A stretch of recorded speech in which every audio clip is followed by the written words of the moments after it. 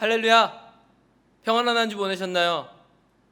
오늘도 주일을 맞아 청년부 온라인 예배에 오신 여러분 모두를 예수님의 이름으로 환영하고 축복합니다.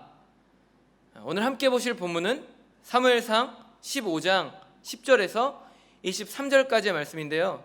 저는 오늘 이 본문을 가지고 성을 쌓는 자와 길을 내는 자라는 제목으로 말씀의 은혜를 나누려고 합니다. 먼저 본문을 천천히 읽으신 후에 말씀으로 들어가도록 할게요. 야훼의 말씀이 사무엘에게 임하니라. 이르시되 내가 사울을 왕으로 세운 것을 후회하노니 그가 돌이켜서 나를 따르지 아니하며 내 명령을 행하지 아니하였음이니라 하신지라. 사무엘이 근심하여 온 밤을 야훼께 부르짖으니라. 사무엘이 사울을 만나려고 아침에 일찍 일어났더니 어떤 사람이 사무엘에게 말하여 이르되 사울이 갈멜에 이르러 자기를 위하여 기념비를 세우고 발길을 돌려 길갈로 내려갔다 하는지라. 사무엘이 사울에게 이른즉 사울이 그에게 이르되 원하건대 당신은 야훼께 복을 받으소서. 내가 야훼의 명령을 행하였나이다 하니 사무엘이 이르되 그러면 내 귀에 들려오는 이 양의 소리와 내게 들리는 소의 소리는 어찌 됨이니까 하니라. 사울이 이르되 그것은 무리가 아말렉 사람에게서 끌어온 것인데 백성이 당신의 하나님 야훼께 제사하려 하여 양들과 소들 중에서 가장 좋은 것을 남김이요 그 외의 것은 우리가 진멸하였나이다 하는지라. 사무엘이 사울에게 이르되 가만히 계시옵소서.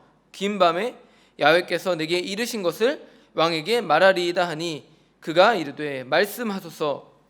사무엘이 이르되 왕이 스스로 작게 여길 그때에 이스라엘 지파의 머리가 되지 아니하셨나이까. 야훼께서 왕에게 기름을 부어 이스라엘 왕을 삼으시고 또 야훼께서 왕을 길로 보내시며 이르시기를 가서 죄인 아말렉 사람을 진멸하되 다 없어지기까지 치라 하셨거늘 어찌하여 왕이 야훼의 목소리를 청종하지 아니하고 탈취하기에만 급하여 야훼께서 악하게 여기시는 이 일을 행하였나이까. 사울이 사무엘에게 이르되 나는 실로 야훼의 목소리를 청종하여 야훼께서 보내신 길로 가서 아말렉 왕 아각을 끌어왔고 아말렉 사람들을 진멸하였으나 다만 백성이 그 마땅히 멸할 것 중에서 가장 좋은 것으로 길갈에서 당신 하나님 야훼께 제사하려고 양과 소를 끌어왔나이다 하는지라. 사무엘이 이르되 야훼께서 번제와 다른 제사를 그의 목소리를 청종하는 것을 좋아하심같이 좋아하시겠나이까. 순종이 제사보다 낫고 듣는 것이 순양의 기름보다 나으니 이는 거역하는 것은 점치는 죄와 같고 완고한 것은 사신 우상에게 절하는 죄와 같음이라. 왕이 야훼의 말씀을 버렸으므로 야훼께서도 왕을 버려 왕이 되지 못하게 하셨나이다 하니. 아멘.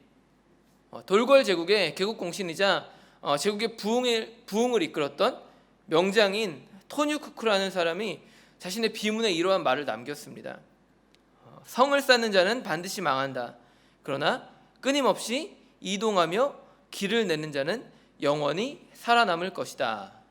여러분은 이 말에 대해 어떻게 생각하시나요? 이것은 보통 도전과 개방을 표현할 때 많이 인용되는 말인데요. 우리는 이러한 생활 방식을 끊임없이 이동하며 새로운 땅을 개척하는 유목민들의 삶을 통해서 쉽게 배울 수 있습니다. 그것은 실제 역사적으로 볼 때에도 성을 쌓고 문을 닫은 채 한 곳에 머무는 사회가 그리 오래 가지 못했기 때문이에요. 그러나 새로운 것을 찾기 위해 끊임없이 도전했고 끊임없이 새로운 길을 개척했던 사람들은 달랐습니다. 그들은 대부분 성장했고 또 대부분 승리의 역사를 경험했어요. 그 대표적인 예가 바로 몽골의 징기스칸이라고 할 수 있죠. 징기스칸의 삶을 한번 생각해 보세요. 그는 자신이 품은 꿈을 이루기 위해 성을 쌓는 삶을 살았습니까? 그렇지 않죠. 그는 성을 쌓고 한 곳에 머무르기보다는요, 말을 타고 이동하며 길을 내는 삶을 살았습니다. 어느 정도 성공했다라고 여겨졌을 때 그러한 삶을 멈출 수도 있었을 거예요. 그러나 그는 결코 멈추지 않았습니다. 결코 한 곳에 머무르지 않았어요. 이유가 무엇일까요? 그것은 당시 징기스칸 역시도 토니 쿠크와 비슷한 생각을 갖고 있었기 때문이에요. 그러니까 후손들에게 이러한 말을 남깁니다. 내 후손들이 비단 옷을 입고 기와집에 살 때 내 제국은 망할 것이다. 여러분, 이 말에 대해서 어떻게 생각하세요? 다 동의하기는 힘들 수도 있습니다. 살다 보면 잠시 멈춰서야 될 때도 있어요. 그러나 분명한 것은요, 그 멈춤이 반드시 한 발자국을 더 내딛기 위한 준비의 과정이 되어야 한다는 거예요. 그저 한 곳에만 눌러 앉아서는 우리의 삶이 결코 하나님이 주신 승리를 취할 수 없다라는 것입니다. 그럴 경우 우리도 모르는 사이에 우리가 실패라는 깊은 구렁텅이로 내려가게 될 수도 있어요. 우리의 삶이 그렇게 큰 실패를 경험할 수도 있다는 겁니다. 이것은 성경의 역사들을 통해서 이미 증명된 이야기입니다. 성경에 기록된 수많은 제국들, 또 그들이 쌓아 올린 성들을 한번 여러분 생각해 보세요. 여리고성은요, 단단한 이중 성벽으로 되어 있었습니다. 그 성벽 사이를 마차가 달릴 정도로 거대한 성벽을 자랑하는 성이었어요. 헤롯이 만든 마사다를 생각해 볼까요? 그곳은 사방이 깊은 계곡으로 둘러싸인 천혜의 요새였습니다. 예루살렘 성 역시도 북쪽을 제외한 모든 지역이 골짜기로 둘러싸인 완벽한 요새였습니다. 그러나 그 성들은 모두 어떻게 됐습니까? 그것이 사람의 영광이 되었을 때 결국 모두 무너지고 말았습니다. 이것은 이스라엘의 여러 도시들의 이름을 통해서도 충분히 증명할 수 있는 이야기라고 생각이 돼요. 이스라엘에는요, 그 이름 앞에 텔이라는 그 단어가 붙은 도시들이 참 많이 있습니다. 수도인 텔아비브 역시도 그와 같은 이름을 가지고 있죠. 그런데 재미있는 것은요, 고고학적인 유물들이 발굴되는 도시들의 경우 대부분 위와 같은 이름을 갖고 있다라는 거예요. 그 이름 앞에 텔이라는 단어가 붙어 있다라는 겁니다. 여러분, 그 이유가 무엇일까요? 그것은요, 이 텔이라는 단어가 오랜 역사 속에서 성의 건축과 또 파괴가 반복되어져서 생긴 언덕을 뜻하는 말이기 때문이에요. 과거 이스라엘은요, 고대 제국들의 전쟁터와도 같은 땅이었습니다. 그로 인해 오랜 세월 동안 성이 세워지고 무너지기를 반복했어요. 그런데 이렇듯 무너진 성들은 이제 역사 속에 파묻힌 거대한 언덕들이 되어버렸습니다. 그 어느 곳에서도 과거의 옛시대의 화려한 성들, 그 역사들을 찾아볼 수 없게 되었다라는 거예요. 무너진 성벽과 실패의 잔재들만이 남아있다라는 것이죠. 그런데 한 가지 놀라운 점은요, 그 속에서도 길은 사라지지 않았다라는 거예요. 옛시대의 영광이 모두 사라진 자리 속에서도 고대의 길들은 결코 사라지지 않고 끝까지 그 명맥을 이어왔다라는 겁니다. 아니, 오히려 그 길들이 사람들이 걸었던 그 발자국을 통해서 더 단단해졌고 더 견고해졌어요. 그로 인해 작은 오솔길이 마차가 다니는 길로 변화되었고요, 또 지금에 와서는 문명의 발달로 인해 그 길이 기차와 또 자동차들이 다니는 그러한 넓고 단단한 길들로 변화되었습니다. 그러므로 여러분, 우리는 이를 통해서 우리들의 인생에 필요한 한 가지 지혜를 배워야 될 줄로 믿습니다. 나 한 사람만을 위해 성을 쌓기보다는 새로운 시대를 여는 길을 내는 삶을 추구해야 된다는 것, 이것을 우리가 오늘 배워야 된다는 거예요. 특별히 하나님이 우리 각자에게 준비해 놓으신 그 길을 걸어야 될 줄로 믿습니다. 하나님이 우리 가운데 예비해 놓으신 그 비전을 따르는 삶을 살아야 된다는 거예요. 그것을 통해서 세상 속에서 하나님이 주신 선한 영향력을 발휘하는 그러한 삶을 살아내야 된다는 것이죠. 여러분, 침례 요한의 삶을 한번 생각해 보세요. 그는 예수님이 오실 길을 예비하는 마지막 선지자의 사명을 감당했습니다. 이를 위해 그는 거친 광야에 머무르는 삶을 마다하지 않았어요. 그런데 한 가지 놀라운 점은요, 예수님께서 이렇듯 침례 요한이 열어놓은 길을 통해 본격적인 사역을 시작하셨다라는 거예요. 그에게 침례를 받으신 뒤에 비로소 온 인류를 구원하시는 그 공생의 사역을 시작하셨다라는 겁니다. 그런데 여기에는요, 우리를 향한 하나님의 놀라운 은혜 한 가지가 숨어 있어요. 그것은 무엇일까요? 그것은 바로 하나님께서 우리를 통해 일하기 원하신다라는 거예요. 예수님은요, 자신의 꿈을 침례 요한과 함께 이루시기를 원하셨습니다. 그리고 이제는 우리를 통해 그 일을 이루어가기를 원하세요. 우리가 걸어가는 길을 통해서 당신의 원대한 꿈을 이루기를 원하신다라는 것입니다. 그런데 한 가지 안타까운 점은요, 오늘날의 세대가 이것을 너무나도 쉽게 잊어버린다라는 거예요. 하나님을 위해 길을 내기보다는요, 자신을 위한 성을 쌓는 삶을 추구하는 경향이 더 많다라는 겁니다. 물론 우리가 처음부터 그랬던 것은 아니에요. 처음에는요, 자신의 성공이 하나님의 영광을 위한 것이라고 생각했습니다. 그래서 우리가 열심히 살았어요. 그러나 시간이 지나다 보면 결국 하나님은 자신의 성공을 위한 수단으로 전락해 버립니다. 그러다 결국 구원의 은혜마저도 빼앗겨 버리는 그런 비참한 현실을 맞이하게 될 때가 있다라는 거예요.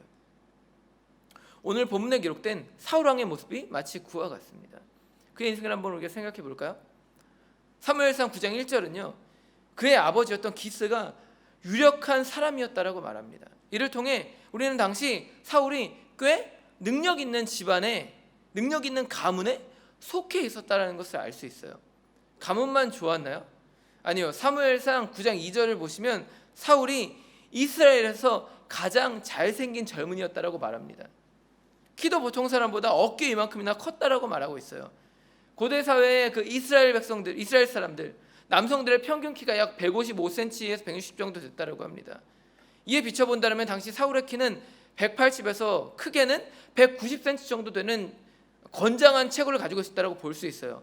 우리가 이를 종합해 보면 당시 사울이 어쩌면 연예인 뺨치는 외모를 갖고 있는 그러한 외모에 또 집안도 좋은, 소위 말해 엄친아 같은 그러한 위치에 있었던 자라는 것을 우리가 살펴볼 수 있다는 겁니다. 그런데 당시 사울은요, 그러한 자신의 외모나 또 자신의 배경들을 자랑하지 않았어요. 사무엘이 그에게 기름을 부을 때 사울은 그 기름 부음을 거부합니다. 그러면서 그는 자신이 이스라엘 중 가장 작은 베냐민 지파의 사람입니다 라고 말해요. 심지어는요, 자신의 가문이 베냐민 지파 중에서도 가장 보잘것이 없다라고 고백하기까지 합니다. 그만큼 그가 하나님 앞에서 겸손한 자였다라는 거예요. 그런데 문제는요, 그것이 그리 오래 가지 못했다라는 겁니다. 본문을 보세요. 하나님은요, 사무엘 선지자를 통해서 사울이 가야 할 길을 알려주십니다. 2절을 통해 아말렉과의 전쟁을 명령하세요. 3절을 통해서는 아말렉을 진멸하라는 말씀을 하십니다. 여러분, 아말렉은 어떤 민족입니까? 그들은 과거 출애굽한 이스라엘 백성을 대적한 자들이었습니다. 가나안 땅으로 향하는 그들의 앞길을 막아섰던 자들이에요. 이것은 곧 하나님의 앞길을 막아섰다는 것을 뜻하고 있습니다. 당시 그들은 자신들이 쌓아 올린 성, 그 성을 지키기 위해 이스라엘 백성들이 그 땅으로 지나가는 것을 허락하지 않았어요. 바로 이것 때문에 하나님은 오늘 사울에게 아말렉과의 전쟁을 명령하시며 그들을 진멸하라고 말씀하신 것입니다. 그런데 우리는 이를 통해 그들에게 이미, 이스라엘 백성들에게 이미 승리가 보장되어 있었다는 것을 생각해 볼 수 있어요. 왜 그렇습니까? 그것은 이 전쟁이 분명 아말렉이 지은 죄에 대한 하나님의 형벌이었기 때문이에요. 이것이 이기고 지는 문제가 아니었다라는 겁니다. 하나님은 승리보다 더 큰 목적을 가지고 계셨습니다. 그것은 바로 하나님의 길을 가로막은 아말렉을 진멸하는 일, 아말렉을 심판하시는 일이었어요. 그런데 문제는요, 사울이 이런 하나님의 뜻을 무시했다라는 겁니다. 사울은 왜 이런 선택을 한 것일까요? 그것은 사울에게 있어서 가장 중요한 것이 바로 승리였기 때문이에요. 그는 승리를 통해 얻을 수 있는 개인적인 유익에 집착합니다. 그래서 아말렉을 진멸하는 것 대신 수많은 전리품들을 챙기기로 결심을 해요. 남녀와 모든 가축들을 진멸하라는 하나님의 명령을 그가 거부하고 불순종했다라는 겁니다. 그런데 진짜 큰 문제는 뭔지 아세요? 그것은 그 순간에도 사울이 자신이 하나님의 길을 가고 있다라고 믿었다라는 거예요.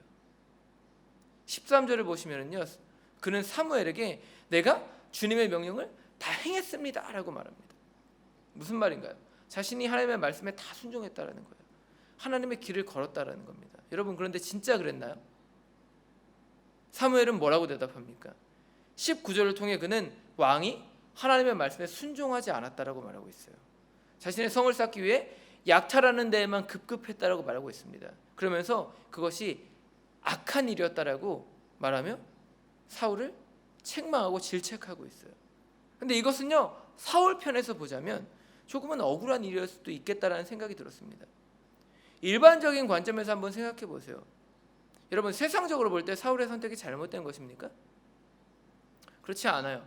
오히려 매우 합리적인 선택이었다라고도 볼 수 있습니다. 그의 말대로 소떼와 양떼들 중 가장 좋은 것을 취하여 그는 하나님께 예배를 드릴 수도 있었을 겁니다. 또 그것을 고생한 병사들에게 포상으로 나누어 주어서 군대의 사기를 높여서 국가의 발전에 도움을 줄 수도 있었을 거예요.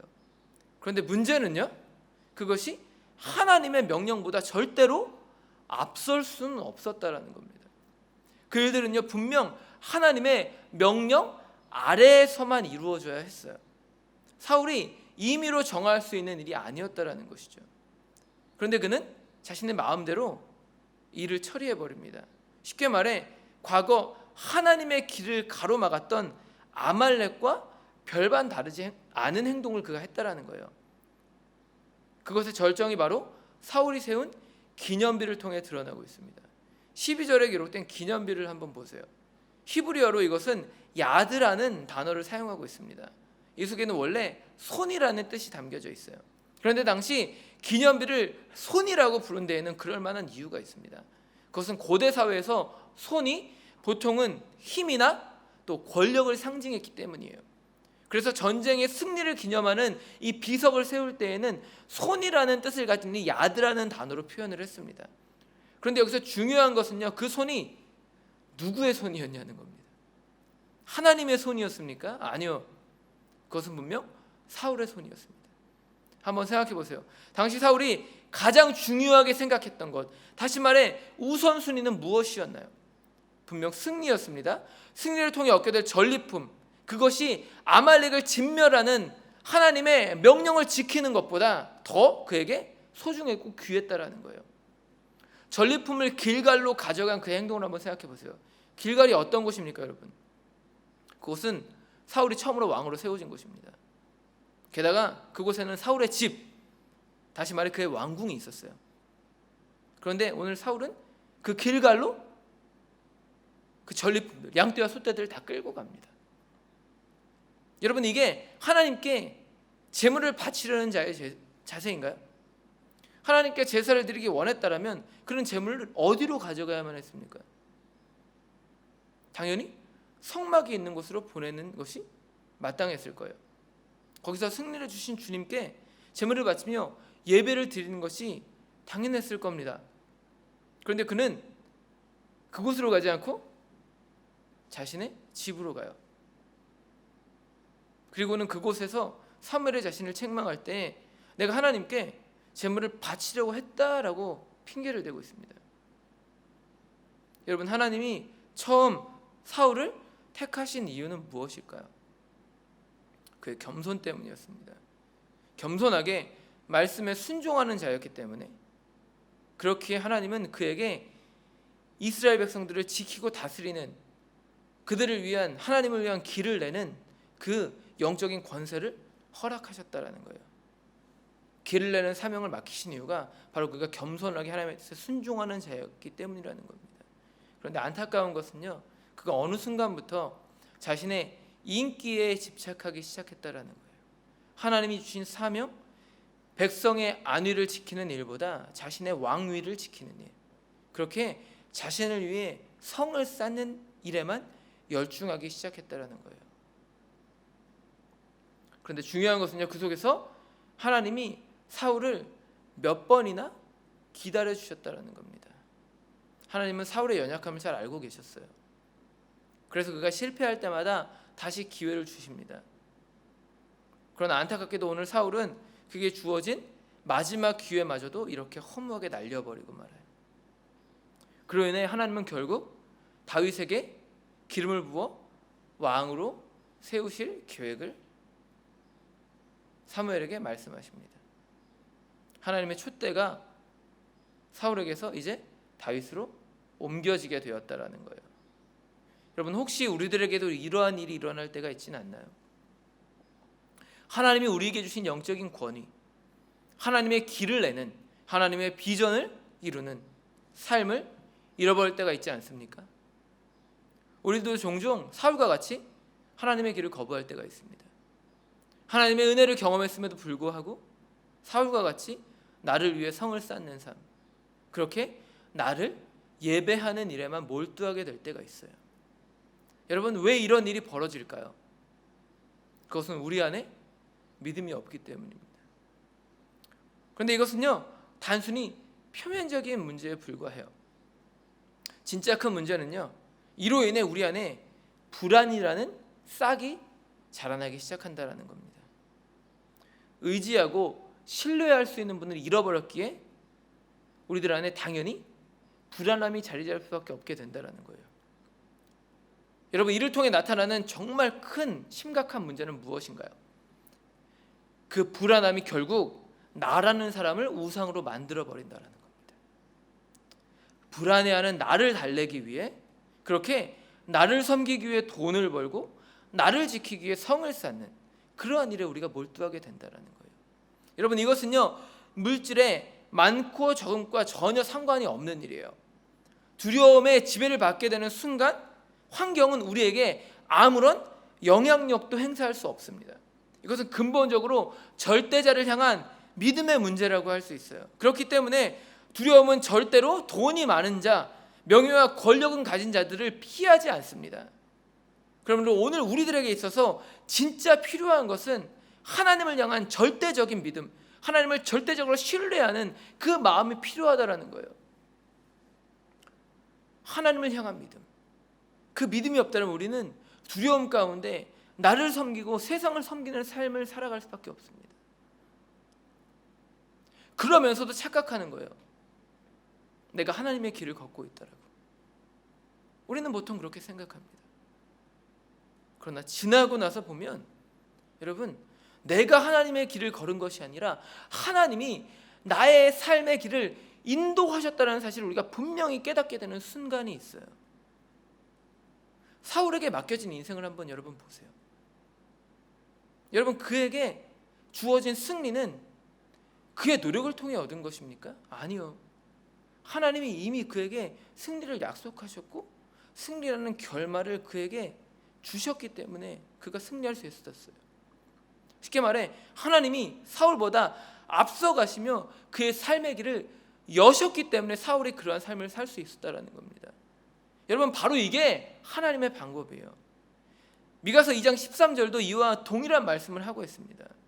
오늘 말씀이 이렇게 말하고 있습니다. 길을 여는 자가 그들 앞에 올라가고 그들의 길을 열어 성문에 이르러서는 그리로 나갈 것이며 그들의 왕이 앞서가며 야훼께서는 선두로 가시리라.